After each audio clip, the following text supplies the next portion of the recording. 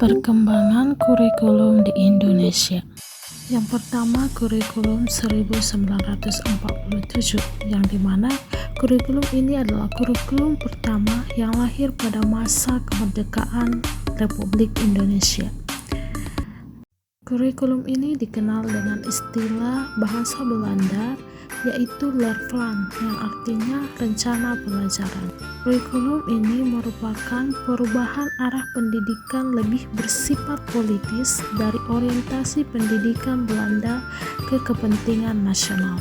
Kurikulum 1947 atau Rencana Pelajaran 1947 ini boleh dikatakan sebagai pengganti sistem pendidikan kolonial Belanda dan Jepang.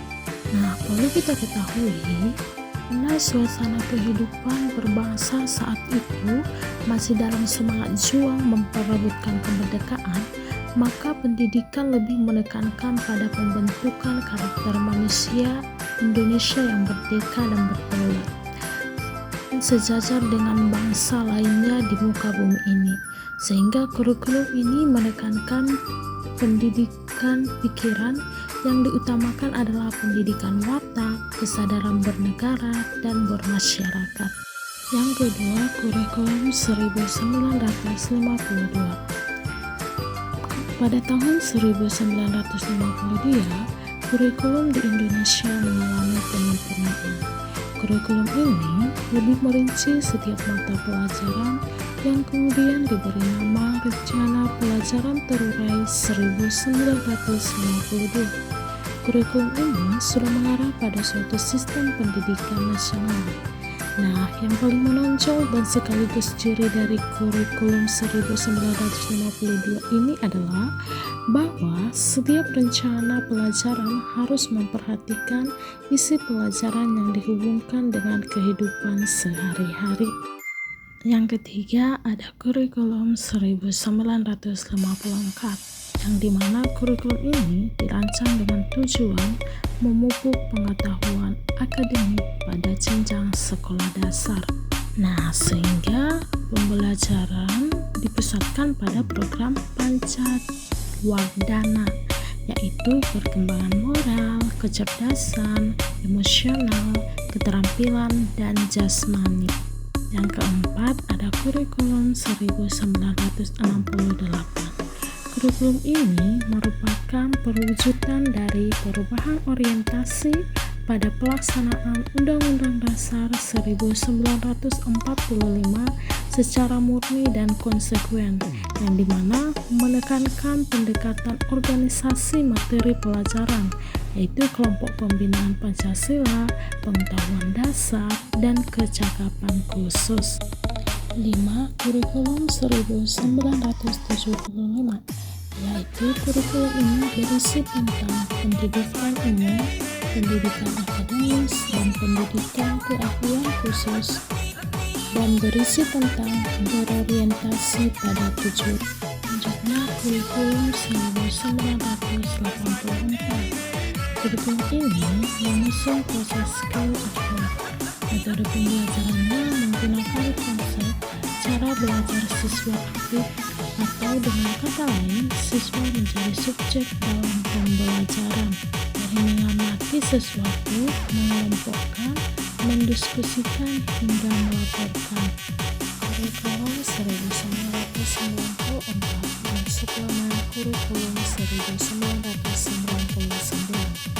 Kurikulum 1994 dibuat sebagai penyempurnaan kurikulum 1984 dan dilaksanakan sesuai dengan Undang-Undang Nomor 2 Tahun 1989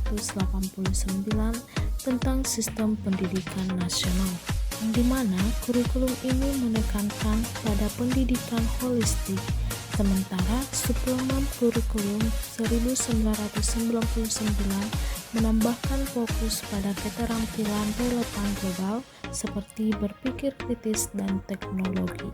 Selanjutnya, kurikulum 2004 atau kurikulum berbasis kompetensi, yang dimana kurikulum ini menekankan pendekatan berbasis kompetensi yang di dalamnya fokus pada pengembangan keterampilan praktis dan pemahaman konsep.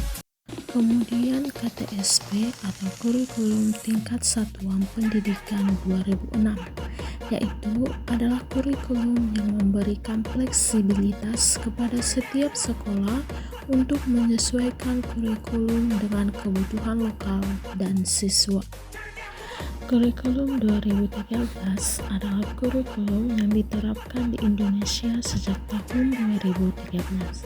Ini menekankan pembelajaran berbasis kompetensi, pengembangan karakter, dan pembelajaran aktif serta integratif. Dan yang terakhir adalah kurikulum Merdeka, adalah inisiatif yang diperkenalkan pada era reformasi Indonesia. Ini bertujuan untuk memberikan kebebasan lebih kepada sekolah dan merancang kurikulum mereka sendiri dengan tetap memperhatikan standar nasional. Kurikulum Merdeka memberikan ruang lebih besar bagi kreativitas dan inovasi dalam proses pendidikan. Dari kurikulum yang sudah diambil Indonesia, menurut saya, kurikulum yang paling tepat ditetapkan di Indonesia itu adalah KTSP 2006 dan kurikulum Merdeka. Alasannya, karena kan setiap siswa dan pendidik di setiap daerah itu memiliki kemampuan, kebutuhan, kesiapan, serta pemikiran yang berbeda-beda. Kemudian, fasilitas di setiap daerah itu tidaklah sama, yang membuat jika dipaksakannya pendidikan sama di setiap daerah, maka akan ada daerah yang tertinggal dalam hal pendidikan, dikarenakan kurangnya fleksibilitas.